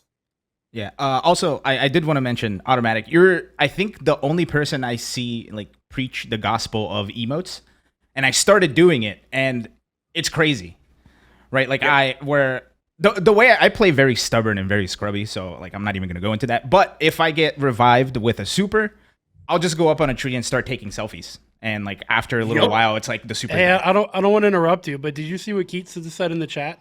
We all saw it, baby. God damn! 5 pages. Wow. Yes, sir. Also, we missed a question earlier from Ace King Offsuit saying EA just announced that they're adding Ted Lasso into FIFA 23, which was hilarious. That is true. Yeah. Would you guys like to see something like celebrity or character costumes, or focus more on original cosmetics? Read my hat. Look at my shirt. I want all the IPs. I want all the IPs. Bro, give them to me. With Epic Publishing, it's wide open. That's just how I feel. Absolutely, we have to see crossover. I think everybody is kind of expecting at some point a pro wrestling crossover of whoever. For sure. Right? That's just expectations. But outside of that, yeah, let me get that Marvel, bro. Let me get a Star-Lord skin so I can be the most toxic man in Capital City, bro. Like, I would love that. With his dance move for the emo, I'd just be walking down Jabroni Street, just doing my thing. That's an actual street in the game, by the way. It's right in front of Mixed Martial. Yeah, right there, right by Mixed Martial Park. It takes you to the suburbs. I'm out here. We probably play this game. We probably play it too much. Anyway, that would be cool. But outside of that, like, I don't know. Obviously, there's probably complications because Microsoft owns the IP. But Iron Galaxy worked on KI, bro. Let me get a Jago skin, bro, so I can just do my uppercuts. Like, it's free money. It's free money. Let me get that Jago, and I'll pay whatever for it. Yeah, please. Nah, no projectiles. Don't put those in the game. Let's not. They already got projectiles in the game, and they're all tracking.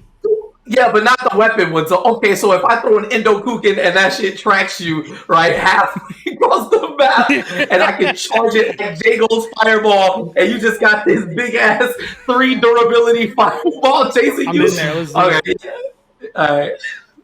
Yeah, they might. What if it was a super though?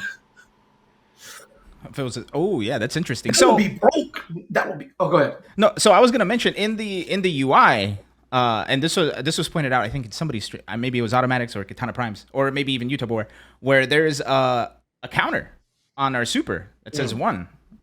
Right, so there is. Maybe there's a possibility where we're gonna be able to stock some supers, and there will be multiple supers we can use. What if you get a better super because you can use like 2 super stocks at once, like like level 2, level 3. Yeah. All I can think of is Reddit right now. That's it. Oh my bro. Keats could be like, super does less base damage, but if you get 3 of them, it'll do a little bit more than it used to, and they would lose their minds. They would lose their minds, bro. And then Jimmo's emoting for 3 minutes straight to get level 3 super. Just level 3 on the street emoting. Just waving. Actually, I'm okay with meditative. Just waving. I never thought about the context of what my emotes are doing. I'm waving at people and like taking selfies with them. Yeah, I man. never thought about the combination. The fact that the laugh gives +8 is so disrespectful because people are just laughing. Like, it's not funny. I'm funny, cooking bro. people and then I laugh and I feel bad. Like, I'm just trying to build some meter, bro. I'm sorry. But emotes do come into use one time. I'll never forget, like, one of the greatest moments I had playing the game. The final circle was in the octagon at Mixed Martial Park. Ooh. And 2 of us went there, 3 people remaining, and 1 guy standing on the ledge up top. Now, when the circle closes to its smallest, they can't stand because you can't reach the top of the middle platform. You have to fall in. So me and the other guy have like low health, and we're like fighting, and this dude's just up there meditating, and I just do the point up emote like 8 times in a row. Like, yo, this guy's up here. Let's stop fighting. Let the ring close so he comes down. And they get it. They stop the ring closing. He gets down. We kill him immediately, and the dude comes in my chat and just unloads on me. It was hilarious. Oh, why y'all jumping me, man? That was some bitch made stuff. Like, and it was like the greatest feeling of emoting in life. And I built my super doing it. And then I just planked the second guy super, and it was wonderful. Like, please, just make other emotes do +8, not the highly disrespectful ones like laugh. Selfie's good. And what's the other one? Booyah. I don't think I have that one. Was that a you had to one? buy it maybe 2 weeks ago. Okay, cool. Yeah. Also, Yeah, Keith's I love correct. that Emotes, they one. give you.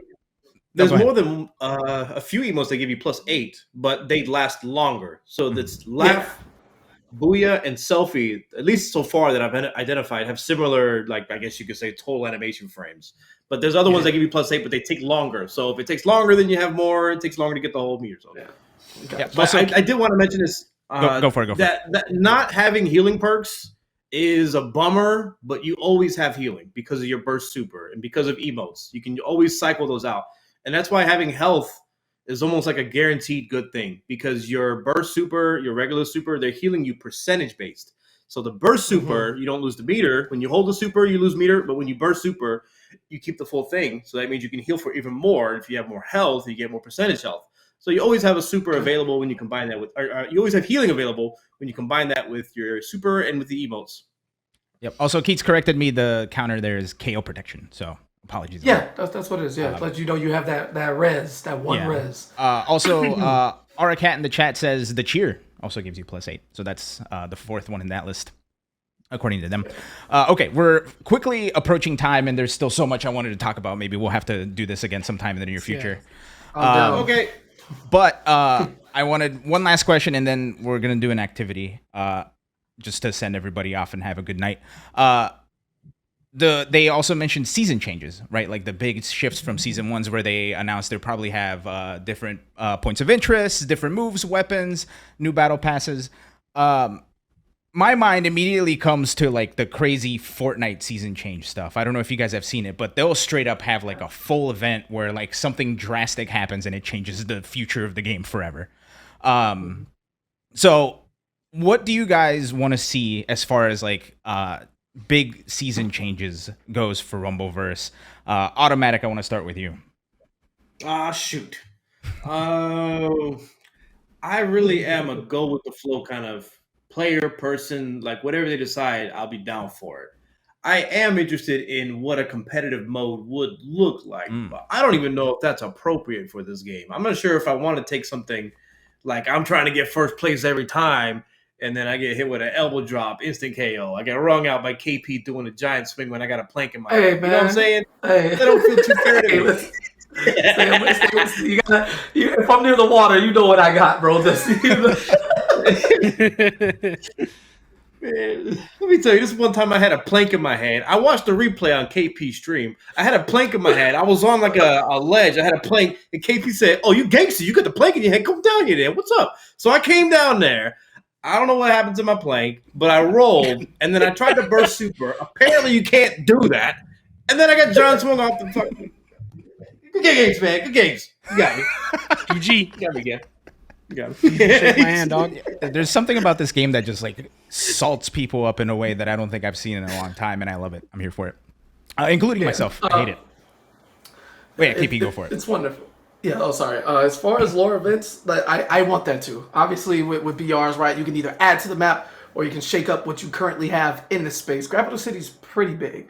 Big enough that on every launch, you will never get the entirety of the map, right? 40 players, and they can give you 30% of the map and say, all right, this is enough. And for the most part, it really is. So I'm going to go with the crazy since I don't really have a direction, right? As far as the lore is concerned, let's skip Legger Day, just go evil. Akuma's canon in Tekken 7. He could be canon in Rumbleverse. Put him in there, and they just start demon blasting things. Blow up the VIP building. I've never landed there, not once in 1,200 games. I don't care. It's gold, and it's not attractive. Blow it up, make a crater or something like that, or have, like, I don't know, one area of residents, like, rebel and get mad.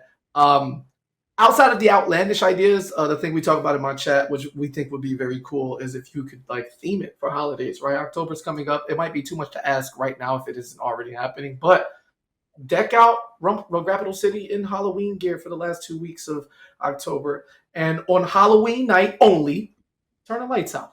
Give us a nighttime cycle just for that. Just for one night, because the demons will be running. Oh, for those of you who don't know, demon skins are the people who wear the skinniest male with no clothes and the darkest skin tone with the red eyes. Those are demons. They're all terribly good, horrible decision makers. Every fighting game has one. You know, those players, exactly. That's all I need to say. It's them. Exactly. So that would be cool. And then like a Christmas theme, Capital City, you know, put some snow in there. That weather alone could change some landscapes, you know, make a roof with a snow something to where it's a slope and you can't get on top of it. You slide right off, or put snowballs or snowmen as items we can pick up and throw. Like these type of things not only change the visual look, but they can add to the gameplay additions. And yeah, that's what I would do if big season events aren't mapped out. I'm sure, like, obviously I'm not a developer. Whatever they're doing, they know, but I'm just shooting off the top of my head. Also, man, on Automattock stream today, we talked about the VIP building in that area next to the big like bell tower. And I love that the it's called the bell advertise tower. here building. That's the building. Dude, there's so much good loot there, and rarely anybody goes over there. It's like just free stuff. Those buildings are good. Yeah, VIP's whatever, bro. Wade, I'm not turning my mic off, bro. Nobody lands there, bro. Who lands on VIP? Ill. I think I did. I go there all the time. I'm not even gonna front. Yeah, but you're If it's also on the like edge of one the of the circle, most I'm passive there. players. Yeah, you're like one of the most passive though. Like Tubow's like, all right, Am I? I don't want to be here. Yeah, among us. Am obviously. I? No, I'm just surprised yeah. that he would say that. I play with Keith. He's like, "You're a madman." I'm like, "Bro, I'm chilling. What are you talking about?" Well, you know, playing with Keats it depends. You know, it's always different depending on who it is, and he'll tell you that every time he has a new part. Okay, I have to adjust here. I have to adjust You're a there. madman. Well, yeah, no, you know when you're playing solo at least, because duos is an entirely different thing. I actually. And all the am pretty people chill. always. Yeah, they're always asking for trios and squads. No, duos is already hectic enough. And if you want the game to be terrible, then yeah, sure, give us squads because you'll be able to do anything ever. Yeah, You know, sure. I had the same thought about duos when they were talking about duos. I was like, this game is going to be chaotic. It's too much, blah, blah. And it is chaotic.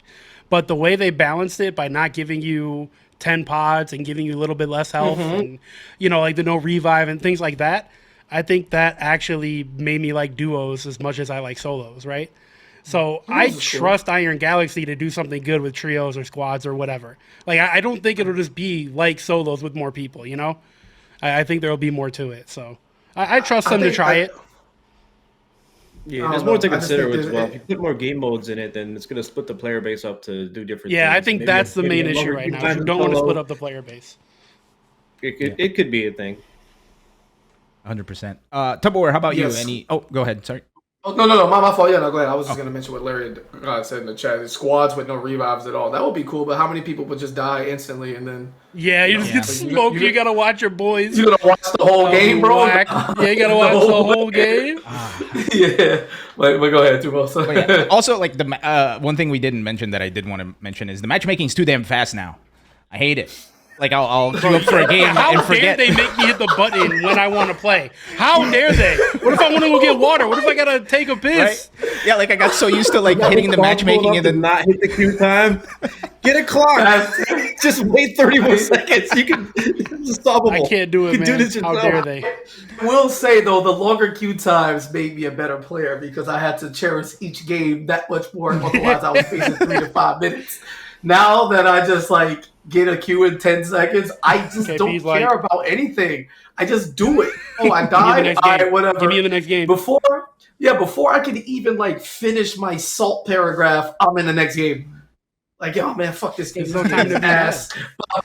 Ding. I'm on the barge. Oh, well, okay. Guess I'm not mad 10. anymore. 9. hell yeah. Okay, Tuboware. Your So- season 2 like big event wish list here. So I don't have like a man. I'm blessed with a lot of friends that are in game dev, right? But none of those friends have like worked on like a battle pass and seasons and stuff like that. So I've never picked their brain on that stuff. So I don't have like expectations or thoughts. Just keep making the game dope. But what I do think will come into play is the lore.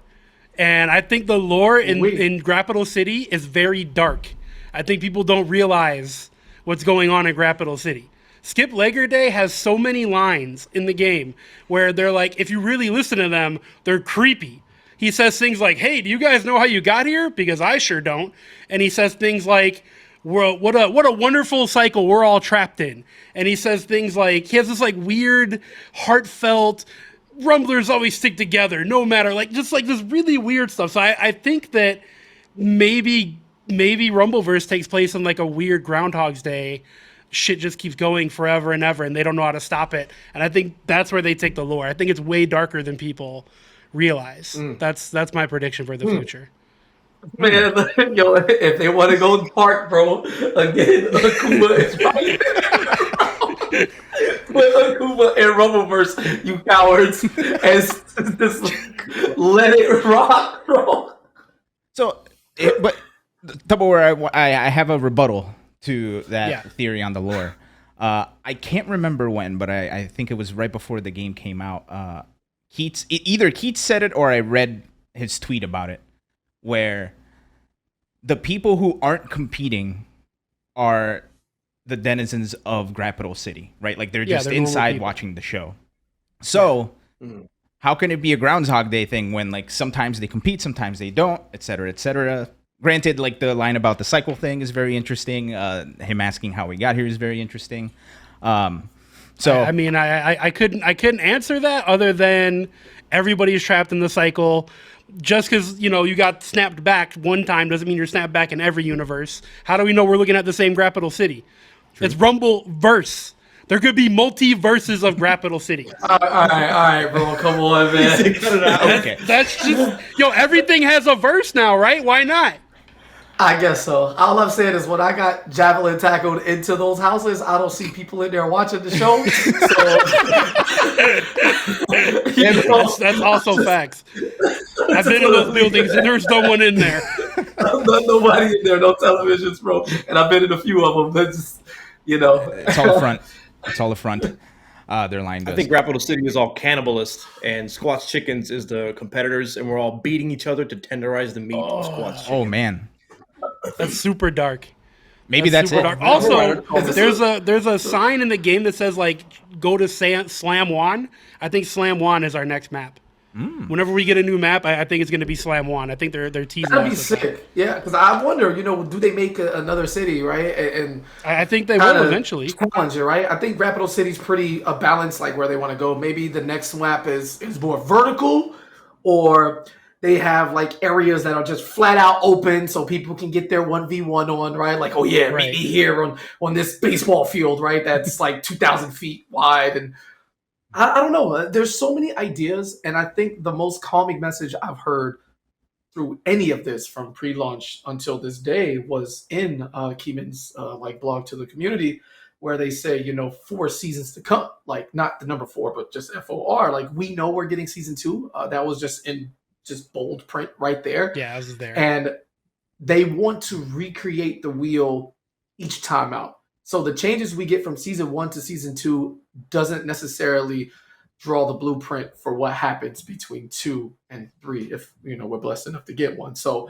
that's sick. Maybe 2 is like, okay, this is Revenge of the Map, and we're gonna put all these hazards and stuff like that. Boom, there you go. And then season 3 is like, all right, cool. Somebody came, more bumpers, and like this karate god ninja, came and dropped off 20 new moves. Here we go. Like that. Now we just don't care about anything super chaotic. Or I don't know. For this season, we'll give you an opportunity on your 5th perk to choose from a random group of 3 or something like that. There's just so many ways they can go with it. And all of the systems in place are solid already with room for improvement. So I'm just happy that we're getting at least more than one season. So people can stop coming in our chats. Yo, man, you think this game is gonna die, man? There's gonna be a season 2. Yes, damn it, there'll be a season 2. All right, now ask me that shit again in 50 days. Almost. All right, don't ask me that anymore. All right, don't ask any of us. That's just demoralizing, bro. Just play the game. No game is dead if there's at least 40 people playing. It's lit. So, dude, that's a crazy subject in itself. Because playing Street Fighter, playing all these other games, like. You think this game is dead? Yeah, dude, it's wild, right? Working on it for the past couple of years. Yeah, and to another point there, excuse me. Something that I also read in Keeman's blog post too is the fact that they're going to be very active and reactive to the community with things coming in the next seasons. I think is super important, and Iron Galaxy has a very good track record for making updates that are great in my opinion, and the fact that we're getting a big show of Keith showing the update, kind of like the KI season. Was it season 3? I think the season 3 changes. I can't wait. Multiple times, multiple streams. Yeah, and it's coming. It's a week today, right? It's on the 27th. No, it's on Tuesday. Oh, Tuesday. Next Sorry. Tuesday. It's on Tuesday. Okay. Oh, right. Sorry. Yep. Week is 7 days, not 5 days. That's a work week.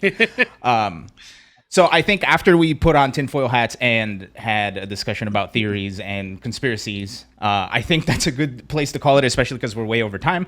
But I definitely want to have this again because some subjects that we didn't touch on that I wanted to touch on is like the super competitive scene, like the esports scene. Because I know Tubo, you wanted to start like a weekly Rambat thing.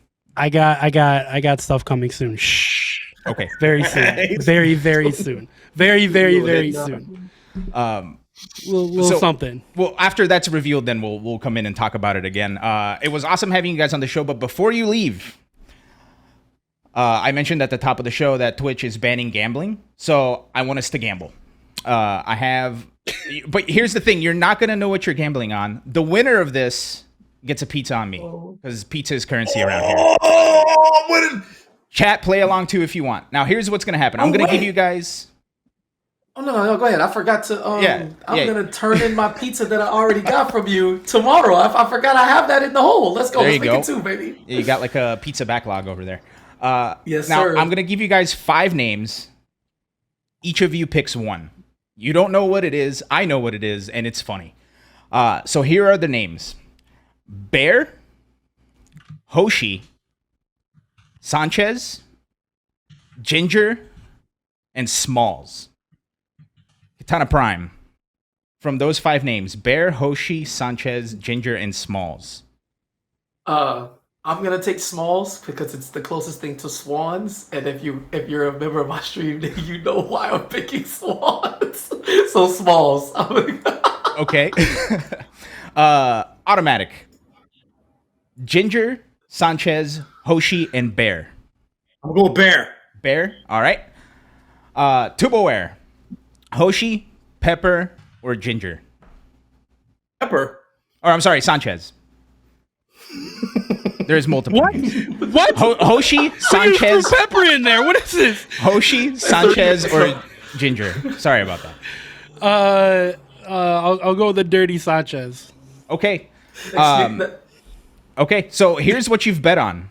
Welcome to LeagueOfPigs.com. This is a pig racing league. You can go to LeagueOfPigs.com to go buy merch. Here's a race. Oh, let's go, Sanchez. Smalls is what I would have picked anyway. Wait, I don't know who my pig. I don't know which was mine. Yeah. Hold on, let's see mine is coming out of the back. Man, let's go, young Piggy. What we talking about? I don't know which one I have anymore. Get in there. Now, this was a new course record. And do you know who won? Piggy Smalls, I just saw it. Piggy Smalls. Looks like Piggy Smalls. Smalls is the Give me my winner. chicken. Now, Give me my chicken, baby. Oh, my pizza. Give me my pizza. So Katana Prime gets more pizza. Now there was audio to this, but the audio decided to die halfway through, so I apologize. There was a commentator commentating that very exciting race. Piggy Smalls also broke a course record for that race. So there you go. But yeah, the names were Bear Trotsky, Hoshi Oinku, Pepper Sanchez, Ginger Hamilton, and Piggy Smalls. Which, if I knew the full names, I would have picked Piggy Smalls anyway. Yeah, I was going to go with the Smalls pick if you guys didn't. So. Dang, we all wanted the Smalls. We'll have some more of that hopefully the next time we're here if Twitch doesn't ban gambling entirely. But Katana Prime, congratulations! You have more pizza to add to your backlog. I'll get that to you. I just want to, as my pizza celebration speech, I just want to say, Nako Bing Bing, Canadian bacon. Listen, bro, I may have made a child with a Canadian woman, and my son is Canadian and American and a whole bunch of stuff because we got all type of mixtures in here.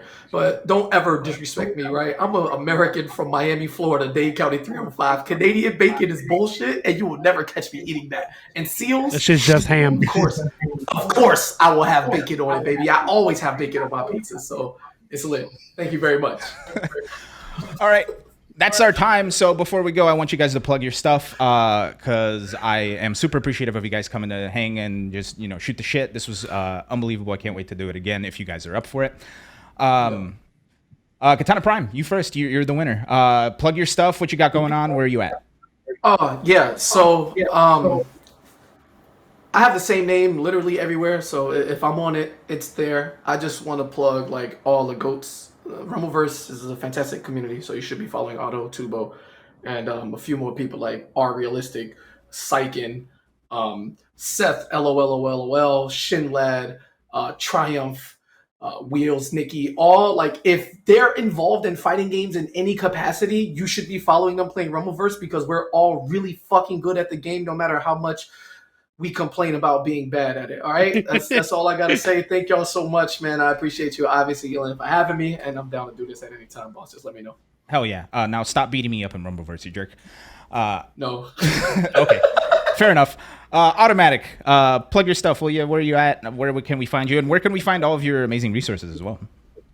Well, what's incredible is I was gonna do exactly the same thing KP just did. I literally pulled up my Google document to all the people who are streaming Rumbleverse, and I was just going to list off all the names of other people who are beautiful, putting in the same hours and grinding and having a good time with this game as well. But yeah, at twitch.tv/automattock, youtube.com/Jibbo. The guide is in the Twitch chat, my Twitch chat. Just type !RV, and I have a bunch of stuff written down and how you can learn how to play the game better. But yeah, I really appreciate y'all having me on. It's so cool just to meet everybody, and I never thought I would be associated, friendly, and know people like Katana Prime and Tuboware. It's really an honor to just be a part of this. So thank you very much. Oh hell yeah! Appreciate you being here, and I think you're very worthy of being here alongside everyone else because you do amazing work. And the fact that you're, the lab monster in Rumbleverse, the fact that we get the when are we getting frame data, Jibbo?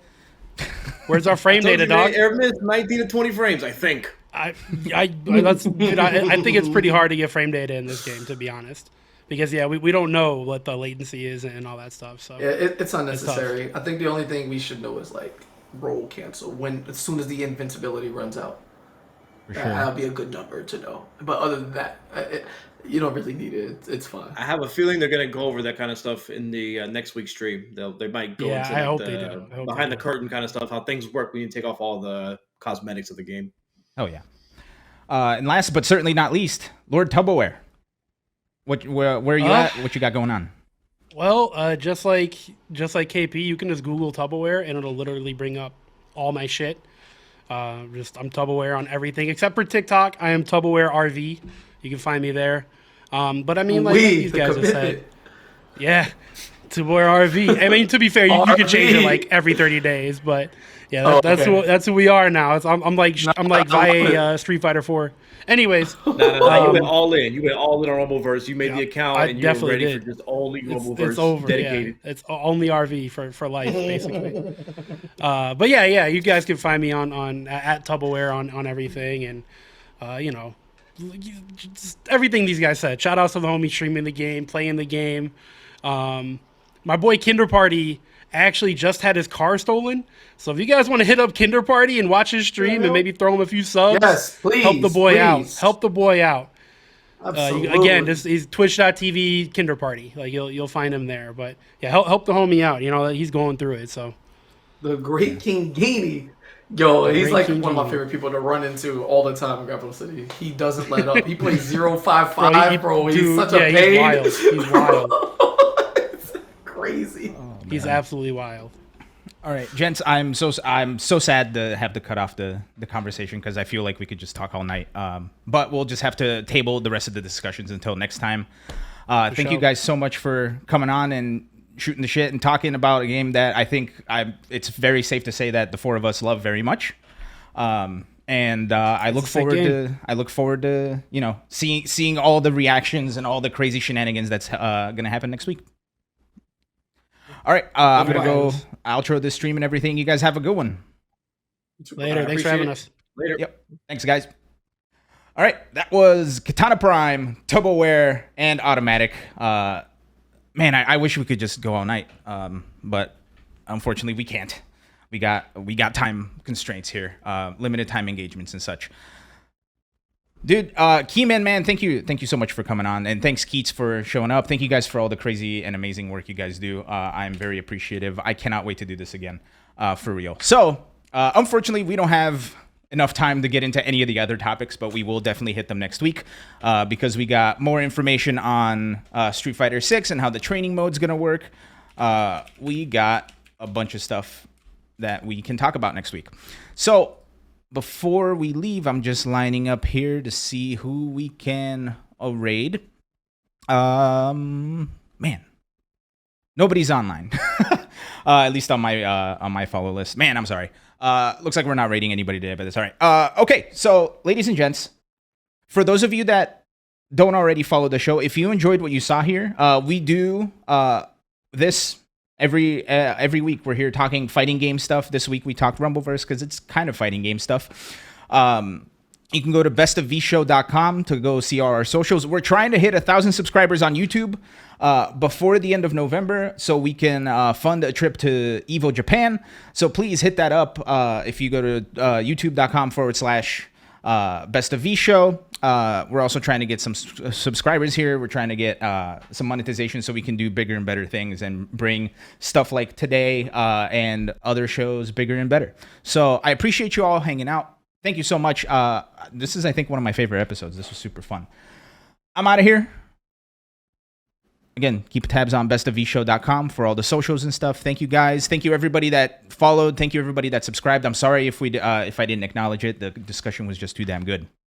Thanks again to Katana Prime, Automattock, and Tuboware. Appreciate you all. I'll catch you guys next week. Until then.